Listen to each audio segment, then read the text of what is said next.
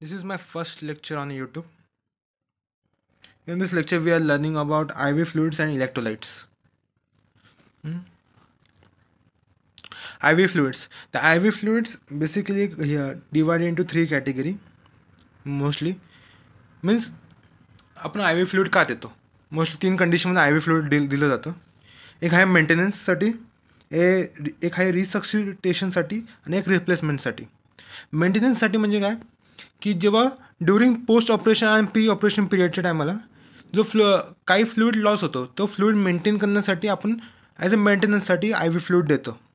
Resuscitation म्हणजे काय, जो फ्लुइड इज ड्युरिंग दोन काय कंडिशन जसं की लो BP, हायपरटेन्शन अशा कंडिशनमध्ये जो फ्लुइड लॉस होतो, अशा कंडिशनमध्ये जो फ्लुइड लॉस होतो त्या रिप्लेस करण्यासाठी रिसक्सिटेशन केलं जातं. रिप्लेसमेंट म्हणजे काय, जेव्हा large amount of blood loss होतं ड्युरिंग जसं की हे झालं RTA सारखा पेशंट झाला तेव्हा आपण ब्लड रिप्लेस करतो, रिप्लेसमेंट बोलतात.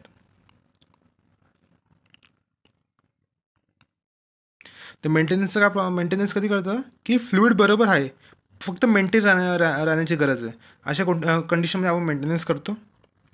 रिसक्सिटेशन म्हणजे काय, जे फ्लुइड लॉस नाही आहे बट BP लॉस झाला आहे, फ्लुइड लॉस झाला आहे, एवढा मेजर फ्लुइड लॉस नाही आहे पण आपल्याला फक्त स्लाइटली फ्लुइड वाढवायचं, त्याला रिसक्सिटेशनसाठी करतो. आणि रिप्लेसमेंटसाठी म्हणजे the large amount of fluid loss झालं आहे आणि त्या आपलं न्यू फ्लुइड्सवर रिप्लेस करायला लागेल, अशा गोष्टीने रिप्लेसमेंट करतो. त्याचा एक चार्ट येते.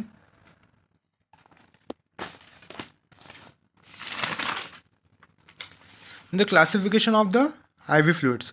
IV फ्लुइड्सला बेसिकली 3 गोष्टी मी क्लासिफाय केल्या गेल्या: crystalloids, colloids and blood products. ते म्हणजे IV फ्लुइड म्हणजे काय, इंट्राव्हेनस फ्लुइड. इंट्राव्हेनसला आपण काय काय देतो, आपण क्रिस्टलॉइड्स देतो, कोलाइड्स देतो आणि ब्लड प्रोडक्ट्स पण देतो. तर क्रिस्टलॉइड्स कोणते असू शकतात. क्रिस्टलॉइड्स अशी गोष्टी असतात जे की वॉटरच्या बरोबर इझिली सॉल्युबल होतात, जसं की सॉल्ट वॉटरच्या बरोबर इझिली सॉल्युबल होतं, शुगर वॉटरच्या बरोबर इझिली सॉल्युबल होतं, अशा गोष्टीला क्रिस्टलॉइड्स म्हणतात. तिथे आहे जसं की एक्झाम्पल झालं NH सोल्युशन. NH सोल्युशन म्हणजे काय, सोडियम क्लोराईडचं सोल्युशन आणि रिंगल लॅक्टेस RL असं सोल्युशनला आपण क्रिस्टलॉइड्स बोलतो.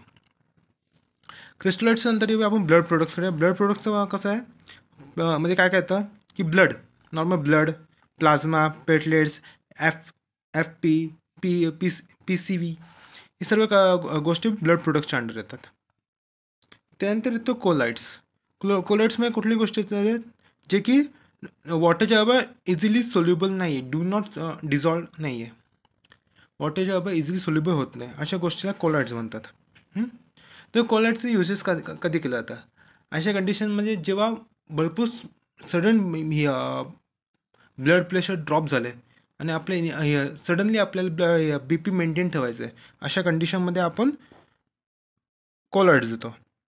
म्हणजे कोणत्या कंडिशनमध्ये, जसं की इंट्रावेनस व्हॉल्यूम इन्क्रीज. इंट्रावेनस म्हणजे वेन्समधला व्हॉल्यूम सडनली इन्क्रीज करायचं असेल तर आपण कोलाइड्स देतो. एक्झाम्पल दिलं येते की सिव्हिअर ब्लिडिंगमध्ये नाही तर BP सडन ड्रॉपमध्ये, अशा कंडिशनमध्ये का आपण कोलाइड इंजेक्ट करतो वेसल्समध्ये. तर हे कोलाइड्स का BP इन्क्रीज करण्यासाठी. कोलाइड्स किती टाईपचे असतात, 2 टाईपचे असतात, एक आर्टिफिशियल कोलाइड्स आणि एक नॅचरल कोलाइड्स. आर्टिफिशियल कोलाइड्स कोणकोणते असतात, जिलेटिनिन, स्टार्च आणि डेक्स्ट्रन्स. नॅचरल कोलाइड्स आहे अल्ब्युमिन. ते झालं कोलाइड्स. कोलाइड्सचं क्लासिफिकेशन समजलं. क्लोराइड्समध्ये 3 टाईपमध्ये क्लासिफाय केलं आहे: crystalloids, colloids and blood products. Crystalloids कोणते असतात, सॉल्ट सोल्युशन जसं की NS अँड रिंगल लॅक्टेट जे की RL बोलतो आपण त्याला. कोलाइड्समध्ये असतात की जे की अशी गोष्टी जी की वॉटरच्या बरोबर सॉल्युबल नाही होत, त्यामुळे काय तो आपलं जिलेटिनिन, डेक्स्ट्रॉन्स, अल्ब्युमिन सगळ्या गोष्टी येतात जे की सडन BP इन्क्रीज करण्यासाठी वापरतात आणि during severe loss of blood. नंतर रिप्लेसमेंट आपण काय घेतो, ब्लड प्रोडक्ट्स आपण रिप्लेसमेंटसाठी वापरतो, त्यामुळे काय प्लेटलेट, प्लाझ्मा, ब्लड, FFP आणि PCV. नंतर IV fluids, which IV fluid to be given. नंतर कुठला IV फ्लुइड कधी द्यायचं हे कशा डिपेंड असतं, तर आन्सर डिपेंड 2 गोष्टीवरती असतं, एक ऑस्मोलॅरिटीवरती आणि इलेक्ट्रोलाइट कॉन्सन्ट्रेशनवरती. म्हणजे काय, म्हणजे आपण कोणत्या टायमाला कोणता आय व्ही फ्लुइड देणं हे फक्त 2 कंडिशन डिपेंड आहे. एक तर ब्लड किती थिक झालं आहे त्याच्यावरती, दुसरं ब्लडमध्ये इलेक्ट्रोलाइट्सचं कॉन्सन्ट्रेशन किती आहे त्याच्यावरती. या 2 गोष्टीवरती आपण आपला डिसाईड करतो की आपल्याला कुठला फ्लुइड द्यायचं. NS द्यायचं आहे, RL द्यायचं आहे, अल्ब्युमिन द्यायचं आहे वगैरे वगैरे. Fluid must be or close to plasma as possible. जो आपलं फ्लुइड आपण इंजेक्ट करतो ना, तो मग आपल्या प्लाझ्मापासून क्लोजली असलं म्हणजे प्लाझ्माचं एक हे काय बोलणार आपण त्याला, की एक कॉन्सन्ट्रेशन म्हणजे एक प्लाझ्मामध्ये एक specific quantity of the sodium आहे, स्पेसिफिक क्वांटिटी ऑफ पोटॅशियम आहे.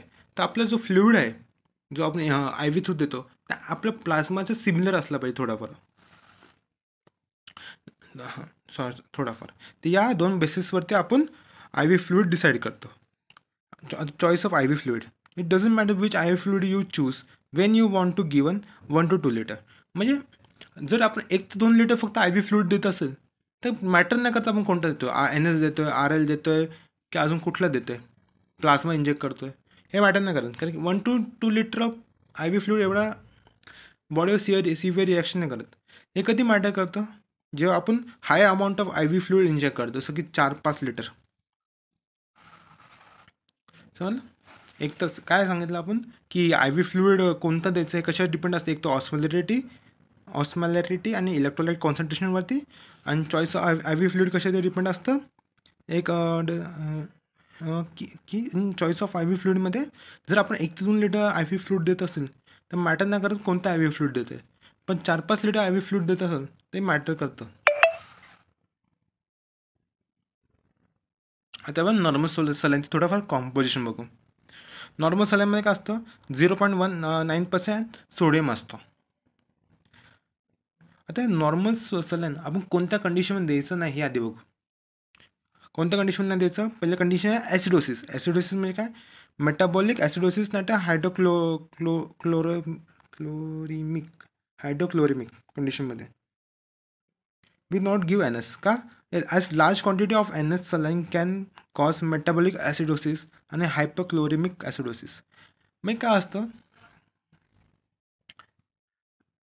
ॲसिडोसिस म्हणजे काय झालं की ॲसिडचा कॉन्सन्ट्रेशन वाढतं बॉडीमध्ये. आता आपण जर सोडियम देतो नॉर्मल NaCl देतो त्याने काय होतं, क्लोरीनचं कॉन्सन्ट्रेशन अजून वाढतं, ते हायपरक्लोरिमिक ॲसिडोसिस फॉर्म होतं. म्हणून ॲसिडोसिसच्या कंडिशनमध्ये आपण NS देत नाही. अजून कोणत्या कंडिशन देत नाही, रिनल फंक्शनिंग जेव्हा वीक असेल तेव्हा आपण NS युजली प्रिफर करत नाही. कारण की लार्ज क्वांटिटीमध्ये झालं कधी लाईफ थ्रेटनिंग होऊ शकतं. जर हे लाईफ थ्रेटनिंग कधी होईल, जेव्हा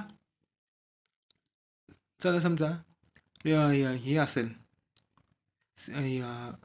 क्रोनिक रिनल फेलियर असेल. क्रोनिक रिनल फेलियरमध्ये काय होतं की आउटपुट डिक्रीज होतं. आउटपुट डिक्रीज झालं तर तो ब्लड प्रेशरला ब्लड व्हॉल्यूम मेंटेन राहत नाही. ब्लड व्हॉल्यूम मेंटेन नाही राहत तर हार्टवरती प्रेशर येतं. तर अशा कंडिशनमध्ये तर आपण NS देत नाही, कारण की NS डायरेक्टली ब्लडचं व्हॉल्यूम वाढवतं. रिनल म्हणजे कधी आपण NS देत नाही, एक तर ॲसिडोसिसमध्ये आणि दुसरं आहे रिनल फंक्शन वीक असतं तेव्हा. आणि थर्ड कंडिशन कोणती आहे, सेप्सिस आणि शॉकमध्ये आपण हे देत नाही, NS देत नाही. आणि आपण कधी देतो, पहिली गोष्ट आपण हायपरनायट्रेमियामध्ये देतो. नायट्रेमिया म्हणजे कधी, जेव्हा सोडियम बॉडीमध्ये कमी होऊन जातो. NS मध्ये काय सोडियमच आहे, NaClच आहे, 9% सोडियमपासून बनलेलं असतं.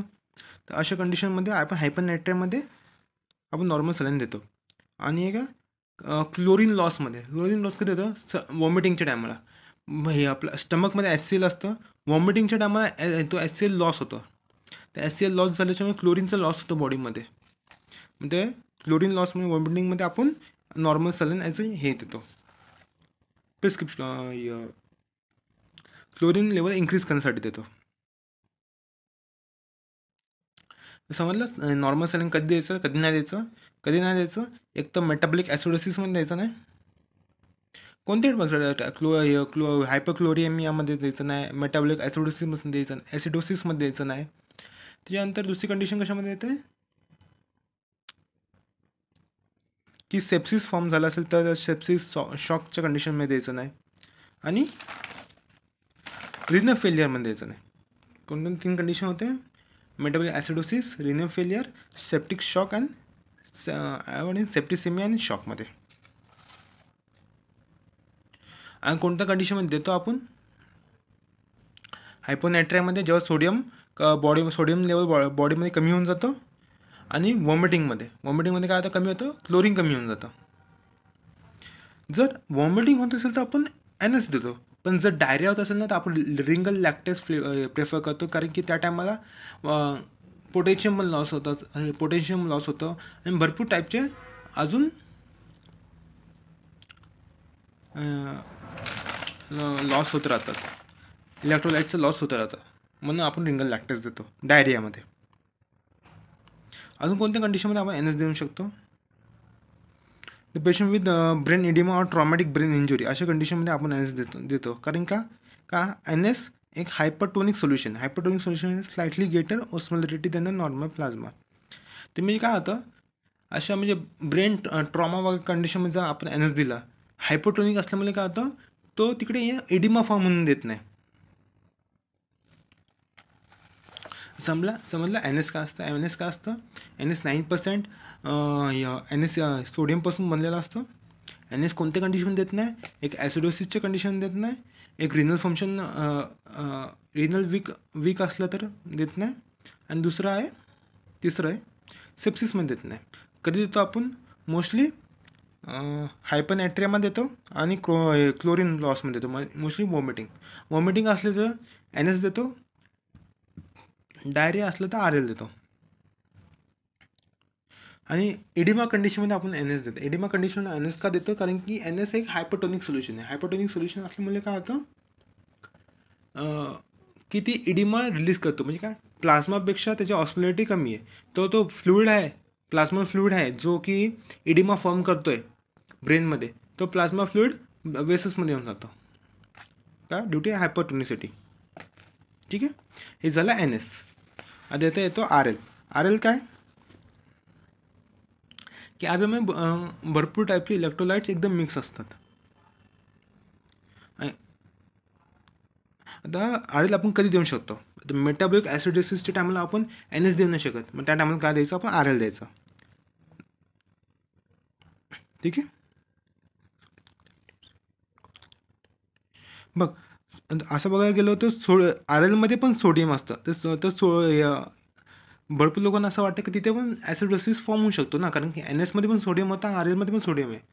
पण हे RL मधलं सोडियम हा सोडियम लॅक्टेट असतो, तो की लॅक्टेट ॲसिडोसिस फॉर्म नाही करत, बल्कि सोडियम लॅक्टेट हेल्प करतं production of energy in a body. आणि कुठल्या कंडिशनमध्ये आपण RL देतो? हायपरकॅल्मियामध्ये. हायपरकॅल्मिया म्हणजे काय, की पोटॅशियम वाढतं बॉडीमध्ये. हायपरकॅल्मियामध्ये काय, बॉडीमध्ये पोटॅशियम वाढतं. आता पोटॅशियम वाढलं आहे तरी आपण असा ड्रग देतो ज्याच्यामध्ये आधीपासून पोटॅशियम आहे. का बरं?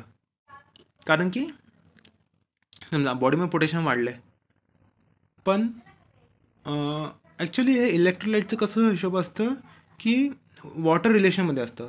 मग समजा हायपर नायट्रेमिया झाला. हायपर नायट्रेमिया म्हणजे काय, सोडियमचं लेवल वाढलं म्हणजे बेसिकली काय होतं की 100 ml वॉटरमध्ये सोडियमचं लेवल वाढलं, मग युजली वॉटरचं लेवल कमी झालं आहे ॲट द एंड.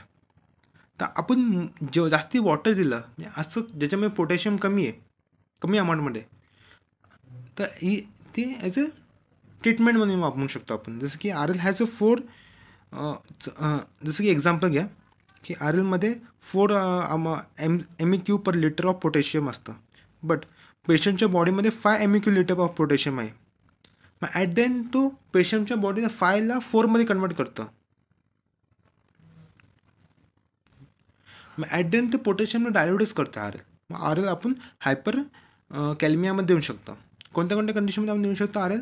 एक आहे मेटाबॉलिक ॲसिडोसिसमध्ये, कारण की RL मधला सोडियम लॅक्टेट असतो, तो ॲसिडोसिस फॉर्म नाही करू शकत. दुसरं हायपरकॅल्मियामध्ये का, कारण की जो पोटॅशियम असतो तो त्या बॉडीचा मध्ये जो पोटॅशियम वाढला असतो त्या पोटॅशियम डायल्यूट करून टाकतो. कधी द्यायचं ना आपण आर एल? ट्रॉमॅटिक ब्रेन इडिमामध्ये. इडिमामध्ये का? कारण की जो आर एल आहे तो हायपोटोनिक सोल्युशन आहे. हायपोटोनिक सोल्युशन असल्यामुळे काय होतं, तो इडिमा अजून वाढवतो बॉडीमध्ये. दुसरं कसलं, लिव्हर डिस्फंक्शन. लिव्हर डिस्फंक्शनच्या केसेसमध्ये आपण आर एल देत नाही. हे आणि आर एलमध्ये कॅल्शियम पण असतं, म्हणून ब्लड ट्रान्सफ्युजनच्या टायमाला अवॉइड करायचं आर एल. कधी कधी आर एल द्यायचं मेटाबॉलिक ॲसिडोसिसच्या कंडिशनमध्ये, हायपरकॅलेमियामध्ये, आणि कधी द्यायचं नाही आपलं ब्रेन ट्रॉमामध्ये आणि लिव्हर डिस्फंक्शनमध्ये आणि कॅल्शियम कंटेंटमध्ये, कॅल्शियम कमी असल्यामध्ये. आता हे झालं NSRL. आता याच्यामध्ये एक अजून गोष्ट येते, त्याला प्लाझ्मोलाइट आणि कॅबिलाइट पण बोलतात. प्लाझ्मोलाइट कॅबिलाइट काय असतं, बेसिकली एक असं सोल्युशन असतो जो की आपल्या प्लाझ्माचं सिमिलरिटी असते. म्हणजे मार्केटमध्ये असं सोल्युशन भेटतात ज्याचं त्याचा अमाऊंट आपला प्लाझ्मासारखाच आहे, जो की सिमिलर आपल्या प्लाझ्मासारखाच आहे. त्याला प्लाझ्मोलाइट आणि कॅबिलाइट पण बोलतात. याला बॅलन्स सॉल्ट सोल्युशन बोलतात. पण हा का देत नाही, कारण की हा एक्सपेन्सिव्ह असतो. जो की आयडियल सोल्युशन कोणत्याही कंडिशनमध्ये द्यायला. ॲट द एंड प्लाझ्माचा लेवल वाढतो ना, मग प्लाझ्मोलाइट केलं आणि केबिलाइट हा कोणत्याही कंडिशन देऊ शकतात बॉडीमध्ये, पण दिलं का नाही जात, कारण की हा एक्सपेन्सिव्ह आहे. आता डिफरंट काय बोलतात त्याला, कंडिशनमध्ये आपण डिफरंट सोल्युशन कधी वापरतो. जसं डिहायड्रेशनमध्ये काय करतो, आपण क्लिअर वॉटर देतो ओरली, म्हणजे रायल्स ट्यूबमध्ये. प्युअर काय ना, डिहायड्रेशनमध्ये काय देणार, क्लिअर वॉटर देणार ओरली आणि रायल्स ट्यूबमध्ये. प्युअर न्यूट्रिशन असला तर आपण काय ते क्लिअर वॉटर देतो ओरली आणि रायल्स ट्यूबमध्ये विथ प्रोटीन. डायरियाच्या कंडिशनमध्ये काय करतो, आपण रिंगल लॅक्टेट आर एल. वॉमिटिंगच्या टायमाला आपण NS देतो. ब्लड लॉसच्या टायमाला आपण फर्स्ट चॉईस असते की ब्लड प्रोडक्टच द्यावा, पण जर ब्लड प्रोडक्ट अवेलेबल नसेल तर आपलं सेकंड चॉईस का असणार, क्रिस्टलॉइड्स देणं. क्रिस्टलॉइड्स कुठला, क्रिस्टलॉइड्स देणं. If there is 1 litre of blood loss we can give 3 times of crystalloids. मग फर्स्ट चॉईस का असेल, जर 1 लिटर ब्लड लॉस झाला असेल तर आपण 1 लिटर ब्लड देणार, पण जर आपल्याला ब्लड अवेलेबल नसेल तर आपल्याला 3 लिटर आर एल द्यायला लागेल to balance the BP. 6 condition कोणती आहे, की ब्लड लॉस विथ हायपोटेन्शन असलं तर आपण कोलाइड सोल्युशन देतो. कोलाइड सोल्युशन कुठलं असतं, व्हॉल्युलाइट, व्हॉल्युवेन, जिलेटिनिन अशा गोष्टी देतो. का, सडन BP इन्क्रीज करण्यासाठी. आणि रिनल पेशंट असेल तर आपण, आणि क्रिटिकल पेशंट असेल तर आपण फर्स्ट चॉईस आहे प्लाझ्मोलाइट आणि कॅबिलाइट, कारण की हे प्लाझ्माचे सिमिलर आहे. पण सेकंड चॉईस आपण जर अवेलेबल नसेल तर सेकंड चॉईस आहे IRL.